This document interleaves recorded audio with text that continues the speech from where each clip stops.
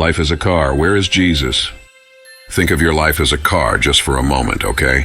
To be a Christian means Jesus is in your car. Now, I assume many of you have got Jesus in the car. You've invited him into your car. Others of you haven't invited him into your car. For those of you that have got him in the car, the question is, where is he? Consider this. You get out of your car, walk around to the back and unlock the trunk.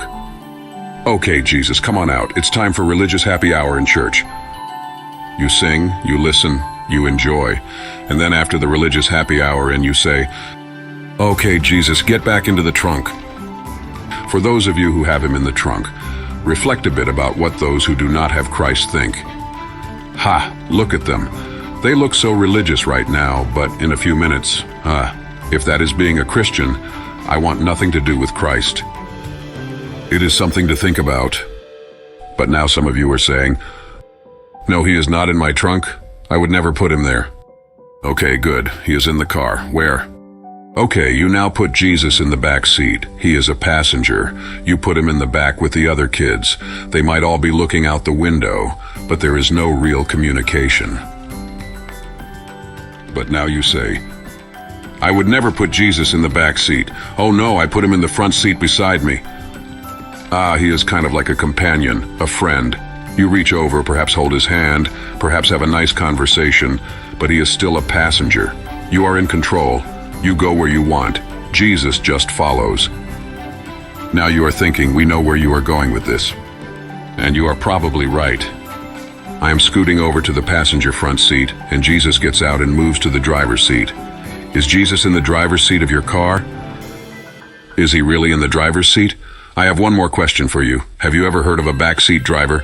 I've met a lot of people who love to drive the car, but from the back seat. My daughter is like that sometimes. Dad, look out for the motorcycle. Dad, you didn't use the signal lights. Dad, you are following too close. Dad, watch out for the pedestrian. Dad. Extremely annoying, and all from the back seat. Are you a backseat driver? Let's check some situations. Situation 1. You're in the back seat of the car. Jesus is driving. The car gets to an intersection. Jesus turns left, and you say, Jesus, where are you going? I'm going down the road of generosity. Oh, I don't want to go that way, Jesus. Or consider situation 2. You get to another intersection. Jesus turns right. You ask again, I'm going down the road of forgiveness. What, forgive him? Forgive her? Never. I would rather die than forgive. But now I am going to tell you a truth. My belief in Jesus must affect my behavior. It must affect what I do and how I do it. See, it's very easy to say, yeah, Jesus is in my life. Some of you know Jesus is in the car of your life, but you need to reposition Jesus.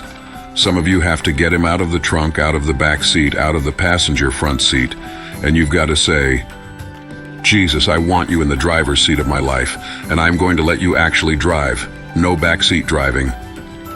If he is truly in the driver's seat, this is what's going to happen. His Spirit will produce in you and through you love, joy, peace, patience, kindness, goodness, gentleness, faithfulness, and self-control. But here's the thing. When Jesus drives, he also leads us into humility and service. True humility comes when we recognize that we don't know the way and can't control the journey. It's surrendering our pride and saying, Jesus, your way is better than mine. And service? That's the natural result of letting Jesus lead. When he drives, he stops for people we'd otherwise pass by. He pulls over for the hurting, the broken, the lost, and says, help them.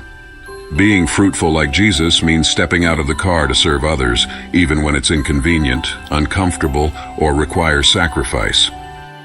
Okay, how full of the Spirit are you? How humble? How willing are you to serve? If you're lacking in any of those areas, that little red light on the dashboard of your car is flashing, saying, it's time for a repositioning. I am hoping and praying that some of you without Jesus are going to say, I want Jesus in my life. I want him in the driver's seat. I want his forgiveness. I want my terrible sin to be washed away. I want to be like Jesus, full of love, humility, and a heart of service. Others of you with Jesus have got to say, today I need to reposition Jesus. I want to become more and more loving, humble, and willing to serve like him.